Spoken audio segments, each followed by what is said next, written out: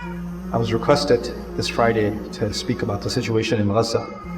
And I'll be as honest with you as I can be. When I made such a request, I feel paralyzed. I feel paralyzed because I don't think my feelings towards what's happening in Gaza are any different from any Muslim or actually any decent human being, but more so any Muslim. And every time I look at my own child, I can't help but think of the unbearable pictures of those children that are suffering, the countless that have already suffered and the countless that are suffering, and their parents and the bereaved. And it quite literally is paralyzing. And then I step back and I realize that our deen, one of its fundamental requirements is that one has to have control over their emotions before they speak. You have to have composure. And you cannot think and you cannot act on this deen unless you have such composure. In fact, one of the fundamental teachings of our religion that our success depends on is the word sabr. In Surah Al-Asr, for instance, when Allah Azza wa Jalla says, إِلَّا الَّذِينَ آمَنُوا وَعَمِلُوا الصَّالِحَاتِ وَتَوَاصَوْا بِالْحَقِّ وَتَوَاصَوْا بِالصَّبْرِ. Part of the meaning of وَتَوَاصَوْا بِالصَّبْرِ is we're going to lose patience. We're going to lose our composure, and we have to be there for each other to give each other composure, to keep us on track. That's part of the agenda. I also think about how easy it is, given that I have public speaking background and I know how to raise my voice and lower it, and I have an understanding of communal and psychology, social psychology, that I can give a khutbah at the end of which there's going to be a very loud takbir. And there's going to be a lot of excitement, and the hearts will be at ease that I heard something that felt good. But I actually stopped myself from doing that. I stopped myself from doing it because I feel that has almost become a pacifying drug. At least we heard something that felt good.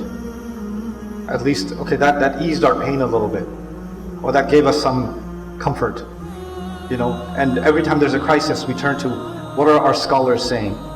My heart is hurting, I need to hear something from our scholars, our du'at, our speakers, that they need to say something, so that and it's, in a sense, I almost feel like I'm betraying this trust, because I'm just giving someone something they want, not what they need. That's what it feels like to me. And so when that request is made, I actually went through quite a bit of a few stages since I heard that request. I casually said yes, but it's not easy for me, because I do take that as an amana. And after a lot of thinking and a lot of talking with friends and colleagues and mentors through last night, just on what to do, because I'm not any different than any of you. Like I said, those emotions are mine too. And if I step back and I try to seek what it is that Allah wants from the Ummah in this hour, what does He expect from us? I come away with two things. The reason, what's on all of our minds is that we're powerless. That's what's on our minds. This frustration is not the zalim, the Shaytaan, the killers, the murderers, the massacres of children, the genocidal maniacs, the Shaytaan. It's not, they're going to do what they're going to do. They're just doing what they're supposed to do. The real frustration is not with them. The real frustration is with ourselves. Why are we so powerless? Why is this happening in front of our eyes? We're making all this noise and it's going on. So actually, if you step back and think about it, the real problem is ourselves. Because you can't get angry at Shaytaan. Shaytaan's job is to do what he does. But we're supposed to be, and the enemies of Islam, they're going to do what they're going to do. And Rasulullah sallallahu alaihi wasallam, his entire seerah is about one thing. It's about him having his agenda. As much as they anger him, they anger him all the time, and they anger the believers all the time. The kuffar angered believers all the time. But Allah has put him on a track, and the objective of that track is, to me, one of the objectives is really straightforward. And the objective is, if you get off track, you're never going to build the power you need to build to put a stop to them. You're never going to build that power. In fact, giving into your emotions will take you off track, and even though you'll feel like you released some hot air, you didn't even make steps towards ending that problem. But because today, for instance, if we do, somehow this crisis comes to an end, the damage is already done. For generations, the damage is done. And tomorrow it might be another country. And tomorrow it might be another location. And already we know the Ummah is on fire in multiple places around the world. So the real question is, what is that track? What's the pathway the Ummah is supposed to be on? It's easy to say, we're not united, our leaders are corrupt. It's, this one's, when is the Ummah going to wake up? What in the world does that mean? When is the Ummah going to wake up? We need, unless you and I have a clear agenda in front of us, here's what I need me to do. Here's what I need you to do. There's supposed to be some level of clarity on an agenda, on a unified agenda. Then it shouldn't be difficult for 20% of the world's population to exert their influence and to flex their muscle, because we are that. We're not a small population. So something has to be there. And in order to try to, I'm not claiming that I have the answer to that question, but I think I have somewhat of the right direction. And I want to share that with you with this khutbah. In the Quran, Allah has given us essentially two problems, two responsibilities. One responsibility faces inward and the other faces outward. So a great place to look at for these two directions is what I recited to you from Surah Al-Imran. In fact, even Surah Al-Asr is the same thing. It's inward and outward. When you think of إِلَّا الَّذِينَ آمَنُوا وَعَمِلُوا الصَّالِحَاتِ, it's inward. And when you think of وَتَوَاصَوْا بِالْحَقِّ وَتَوَاصَوْا بِالصَّبْرِ, it is outward, right? So there's always these two things. The same thing Allah says in يَا أَيُّهَا الَّذِينَ آمَنُوا اتَّقُوا اللَّهَ حَقَّ تُقَاتِهِ وَلَا تَمُوتُنَّ إِلَّا وَأَنْتُمْ مُسْلِمُونَ. That's inwards. That's my taqwa. I have to die in the state of Islam. I have to be in surrender to Allah. So let's stop at inwards for a second. There are those of us who will feel, well, we're not doing the inward, we're not really people of taqwa, we don't really have the right kind of iman. And if we just had the right kind of iman, then the problem of the ummah would be solved. The world would look different. We wouldn't have this oppression anymore. But that's only half the equation. So we have to address that. But while we're addressing that, if you look at the very next ayah, Allah says, وَاعْتَصِمُوا بِحَبْلِ اللَّهِ جَمِيعًا وَلَا تَفَرَّقُوا. There's another step right after that. Don't fall into division with each other. Now, we're already taking a step outwards. It's not just about my taqwa now anymore, it's about unification. So first is my own reform. Step 2 is steps towards unification. And then step 3, وَلْتَكُمْ مِنْكُمْ أُمَّةٌ يَدْعُونَ إِلَى الْخَيْرِ. Now you're calling to something good, but you're calling as a unified force to something good. And calling someone, da'wah is something even Nuh alayhi salam did, right? Nuh alayhi salam did da'wah. Salih alayhi salam did da'wah. But you as a group, you won't just make da'wah, you will then build enough momentum behind you that you will go from da'wah to ya'muruna bil ma'ruf wa yanhawna 'anil munkar. You're going to take bigger steps. This is going to get bigger and bigger. There's a development here. 1, 2, 3, 4. Here's what you have to do. Right? So now let's look at one for a second and understand something. I'm going to talk first for a few minutes just about the inward. What is Allah saying about the inward? Allah has given us a pretty detailed description of the Israelites in the Quran, of Bani Israel. And Allah has described how Allah had given them a religion that they should have surrendered to. They are, in fact, also descendants of our father Ibrahim alayhi salam. The religion of إِذْ قَالَ لَهُ رَبُّهُ أَسْلِمْ قَالَ أَسْلَمْتُ لِرَبِّ الْعَالَمِينَ. They are a religion that they follow that same religion. نَعْبُدُ إِلَهَكَ وَإِلَهَ آبَائِكَ إِبْرَاهِيمَ وَإِسْمَعِيلَ وَإِسْحَاقَ إِلَهًا وَاحِدًا وَنَحْنُ لَهُ مُسْلِمُونَ. They declared Islam for themselves too, the sons of Yaqub, the sons of Israel. And Allah will describe elaborately how they played with Allah's law, how they manipulated what Allah had revealed, how they used it to generate power for themselves and wealth for themselves. So they had these classes of not just rabbis but also priests that you couldn't be purified unless you went through them. Your sacrifices wouldn't be accepted, your worship wouldn't be accepted unless you went through a priest and unless you paid these kinds of monies. The same thing the Catholic Church did with the Pope, the Israelites were doing. And they were playing with the law of Allah, taking the haram and making it halal, taking the halal and making it haram, adding things to the sharia that had nothing to do with the sharia. They were doing these kinds of things. They were playing these kinds of games with Allah's rules. And clearly the things Allah had made haram, they were openly violating them. Now, Allah gave us that example not just so we can look back at them and say, Look at these people. Look at how they mess with Allah's law. Allah gave us that because the first instruction was, if you want to fix things, اتَّقُوا اللَّهَ حَقَّ تُقَاتِهِ وَلَا تَمُوتُنَّ إِلَّا وَأَنْتُمْ مُسْلِمُونَ. And by the way, at the end of that very passage, Allah will say, وَلَا تَكُونُوا كَالَّذِينَ أُوتُوا الْكِتَابَ. Don't become like them. Because they didn't observe taqwa and they didn't come into Islam completely. So the first honest look, and I'm not just giving this like a rhetorical speech. We all have to have taqwa. You've heard about taqwa a billion times. I'm not just saying that. I'm saying if we have to look, I have to look at my family. You have to look at your family. We have to look at our community. We have to look at our culture and say, how much of the book of Allah do we actually apply in our personal lives before we talk about anybody else? How much of it are we actually living by? So for example, much of the Quran, much of the book of Allah has to do with financial regulations. Inheritance law is financial regulation. The mahar in marriage is financial regulation. Child support is financial regulation. Zakat is financial regulation. Earning halal money is financial regulation. Staying away from riba is financial regulation. Right? So money matters are a huge chunk of the Sharia. And another huge, and by the way, all of us have money issues. So that's one part of the equation. Where we could say, if I want to see for myself, am I living by the word of Allah? Am I observing taqwa of Allah outside of my basic worship, my 5 prayers, Ramadan, Hajj? The first litmus test, easy litmus test is money matters. Am I involved in riba? Am I giving the inheritance shares? Did I shortchange my sister or my mother or my whoever else on the inheritance? Did I give the mahar? Am I providing the support I'm supposed to provide? The finances that I owe? Am I giving the zakat? Am I paying the loan back? Right?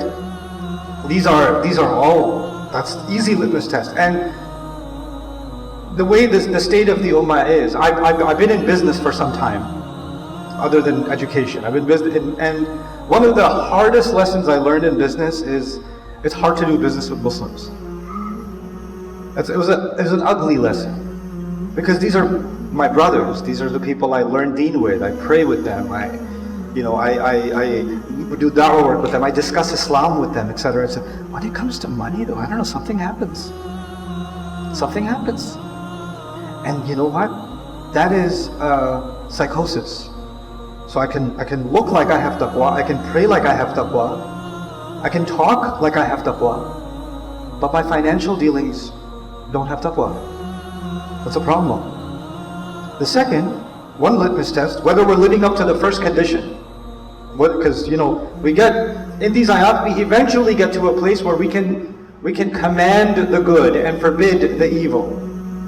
When you command the good, it starts with just speaking up, but eventually ends up with, biyadihi. You can stop. You have the power to stop it. This is how you get to the place where you have a power to stop it. And the step one is internal, and that is you have to abide by Allah's word, or everything else you do, Allah will deal with you no different than how He dealt with the Israelites. And what did He do with the Israelites? When they played with Allah's law, ضُرِبَتْ عَلَيْهِمُ الذِّلَّةُ وَالْمَسْكَنَةُ وَبَاءُوا بِغَضَبٍ مِّنَ اللَّهِ. They were humiliated, they were powerless, and they received the rage from Allah. So, and وَلَن تَجِدَ بِسُنَّةِ اللَّهِ تَبْدِيلًا. You're not going to find any change in the way Allah does things. So, if I'm going to say for myself and yourself and us as a whole, the hundreds of millions and billions of us, let's start with step one. At least let's begin here and say, hey, I got to bring taqwa back into my life. Starting with the worship and financial dealings. The next place would be the hudud of Allah in family, in my personal family life. You might not know this, but the term tilka hududullah, or the phrase hududullah, is referred to in the Quran, except in one place in Surah At-Tawbah where it's mentioned generally. Every other place it has to do with family law. The hudud of Allah. We think of hudud, what do we think of? Cutting the hand of the thief. We think of, the punishments in Islam, right? The punishment of the qatil and this and that and the other. In the Quran, where's hudud being used? Family law. Family law. So, money and family law will give us a pretty good idea of what taqwa looks like. Now, I started this khutbah by saying Islam is inwards and outwards. For yourself, do a study of the musabbihat of the Quran for yourself, from Surah Al-Hadid all the way to Surah Al-Tahrir, 57 to 66. You know what you're going to find? You're going to find ayat about jihad, fighting, spending, the Muslim military. You're going to find those ayat. And in the middle of those ayat, you'll find قَدْ سَمِعَ اللَّهُ قَوْلَ الَّتِي تُجَادِلُكَ فِي زَوْجِهَا. You're going to find يَا أَيُّهَا الَّذِينَ آمَنُوا قُوا أَنفُسَكُمْ وَأَهْلِيكُمْ نَارًا. In the same surah that Allah says, جَاهِدِ الْكُفَّارَ وَالْمُنَافِقِينَ وَغْلُظْ عَلَيْهِمْ. Fight against the kuffar and the munafiqeen. That's outwards. Same surah, Allah is saying, لِمَا تُحَرِّمُ مَا أَحَلَّ اللَّهُ لَكَ تَبْتَغِي مَرْضَاتَ أَزْوَاجِكَ. Why are you making halal? What are you making haram what Allah made halal for you? Because you're making your wives happy? A family issue, isn't it? So what is Allah teaching us? Allah is teaching us these two things go hand in hand, that you can't separate them. The internal and the external. And the internal is taqwa. And taqwa, two big places we can look at ourselves. Are we living taqwa in our money matters? And am I living taqwa in my family matters? Those two places. Easy litmus test. Okay, now let's take the next step. And it's not, oh, until you do this, you can't take the next step. No. These are concurrent things that are happening. They're not, oh, right now I'm working on financial and family, so don't burden me with the problem of the Ummah right now. No, it's not like that. Because family drama will be with you for life, like Yaqub alayhi salam. If you're going to wait until it's all solved, then Ibrahim alayhi salam had family issues until the very end. Rasulullah sallallahu alayhi wasallam, most of his family disbelieved and was against him until Fath. Nuh alayhi salam, 950, he's got other things to do. So you have to deal with the internal while dealing with the external. These are concurrent. Okay, so that's لَا تَمُوتُنَّ إِلَّا وَأَنْتُمْ مُسْلِمُونَ. The second thing Allah says is وَاعْتَصِمُوا بِحَبْلِ اللَّهِ جَمِيعًا وَلَا تَفَرَّقُوا. Second step is, forget about the rest of the world, now look at the Muslims. Let's look at each other. Don't fall into disagreement with each other. And how will you do this? By holding on to Allah's book together. So now what Allah is giving us is a mandate. You and I have to become, I don't have a lighter word to use, you and I have to become obsessed with the Quran together. We have to develop a collective obsession with Allah's book. And that obsession is so powerful that our racial disagreements, our ethnic disagreements, our family disagreements, our fiqh disagreements, our historical disagreements, our national disagreements, they start becoming so small because there's something that binds us that is so powerful. I'll give you just an analogy of this. Like, Democrats and Republicans can absolutely hate each other in this country, right? They're listening to different podcasts. They're listening to different radio stations. And atheists can have absolute disdain for, fundamentalist Christians. The far left and the far right. But they're both Dallas Mavericks fans. And they're both in the same stadium cheering for the same team, and they're both going crazy, and when they win on the buzzer, they win a shot, they're giving each other a high five. But you hate each other. No, that doesn't matter. More importantly right now, we're in the playoffs. These are the finals. This is more important. Something that is so captivating for them that they forget they could put all of those differences in a box for a stupid game. You ever think about that? You think all the people that are in a stadium watching a sport, they're all politically, religiously, philosophically aligned? No. There could be people that took each other to court during the same stadium. But it doesn't matter. Right now we're all on the same side. Go team. It's insane. But you know what? Allah has given us something far more powerful than a stupid team. Allah has given us His final word. And that word should inspire passion inside of us. And the more it does, the more it naturally brings people together. The Ummah is right now obsessed with disagreement. I would argue the opposite. We're obsessed with disagreement, not with agreement. And the reason is, the opposite of disagreement is not agreement. The opposite of disagreement and division is Quran, in the Quran. So our overwhelming disagreements and divisions are just a manifestation of how far from our actual alignment with the Quran, and how the Quran is no longer the conversation. The Quran is just a side reference. The Quran is just a book of dalail from my point of view. I'm going to show you your aqidah is wrong. Let me bring these ayat and show you your aqidah is wrong. And this one will bring the other ayat and show their aqidah is wrong. We're using the Quran to slap each other. instead of actually surrendering before the word of Allah together. So our approach is actually, my ideology comes first, and to support my ideology, I will bring the Quran. Instead of, my ideology is the Quran. So instead of the Quran serving my thought, I'm using the Quran to serve my thought, if you understand what I'm saying. And that's our second problem. The first problem is taqwa. Concurrently, and that's a social, spiritual problem. The second problem is intellectual. The intellectual discourse of the Muslims now must be dictated, mandated, obsessively with the Quran. We have to bring it back into popular conversation. This last week, many of you attended me going through Surah Al-Ma'arij. And for many of you that have been listening to the Durus al-Quran, good for you, this was just reinforcement. Or for many of you, this is the first time you're actually taking the time to study a surah deeply. And as wonderful as that is, isn't that a tragedy? Isn't that a disaster? That the people that call themselves Muslim, the people of this Quran, they can be raised in a Muslim family saying La ilaha illallah, Muhammad Rasulullah sallallahu alayhi wa sallam, and they could be 18, 20, 25, 30, 35 years old, and this is the first time they took the time to think deeply about the Quran like this, or even have the opportunity. Whose fault is that? The kuffar? Did they do this? That's all us. وَاعْتَصِمُوا بِحَبْلِ اللَّهِ جَمِيعًا وَلَا تَفَرَّقُوا. And that's why this ayah, this is the ayah about brotherhood and about unity. You used to be enemies before this. فَأَلَّفَ بَيْنَ قُلُوبِكُمْ يعني أَلَّفَ بَيْنَ قُلُوبِكُمْ بِكِتَابِهِ بِحَبْلِهِ وَكُنْتُمْ عَلَى شَفَا حُفْرَةٍ مِنَ النَّارِ فَأَنْقَذَكُمْ مِنْهَا. After this comes, now that we're unified, now we know how to think. The Quran teaches you how to think, how to understand the world around you. This is Kitabun Mubin. This is Nur. Nur helps you see. Mubin is something that clarifies the world around you. Now you're able to engage in intelligent conversation with the outside hostile world. Now you're able to take their counter arguments against you, their propaganda, their hatred, and you can break it apart like Ibrahim alayhi salam broke apart the arguments of the idol worshippers. Now you're able to do that because now you're equipped. You're equipped with revelation. Ibrahim alayhi salam was equipped with revelation. Nuh alayhi salam was equipped with revelation. Now you're equipped with revelation.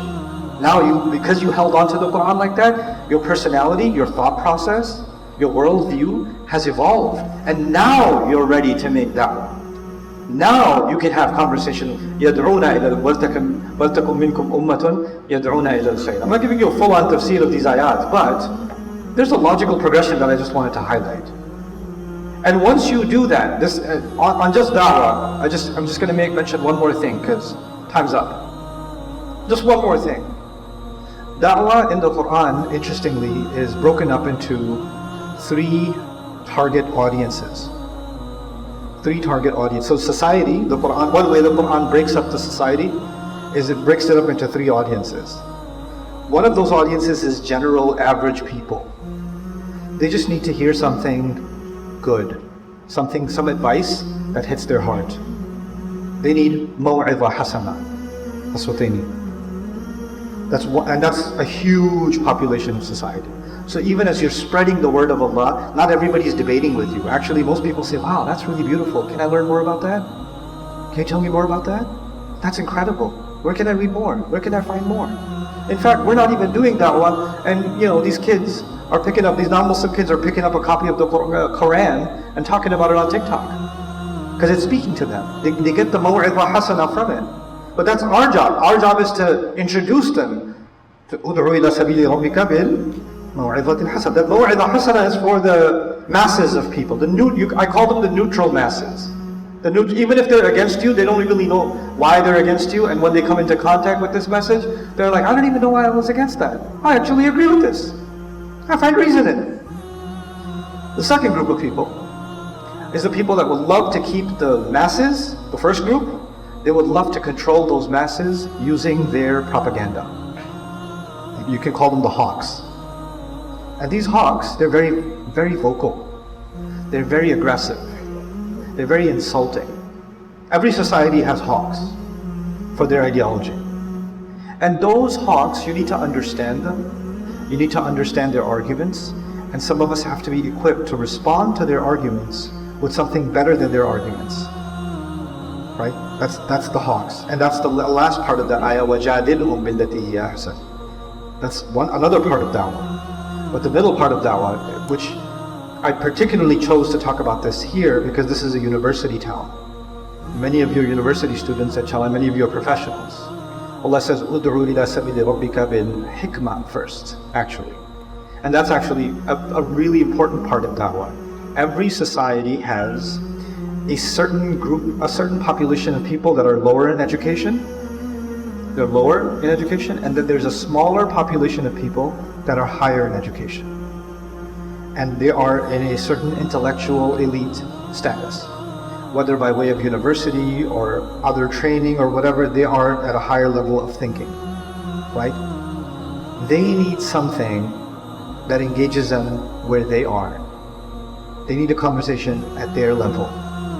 I need to be able to make da'wah to the sociology professor and the anthropology professor and my PhD mentor in the program of neuroscience. Those people, I need to be able to have a conversation with them too. They're not too smart for Islam, but Islam can be presented to them at the level of hikmah. That needs to be presented, and that's a different class of society. I mentioned three groups: the general public, al-maw'idha al-hasana, right?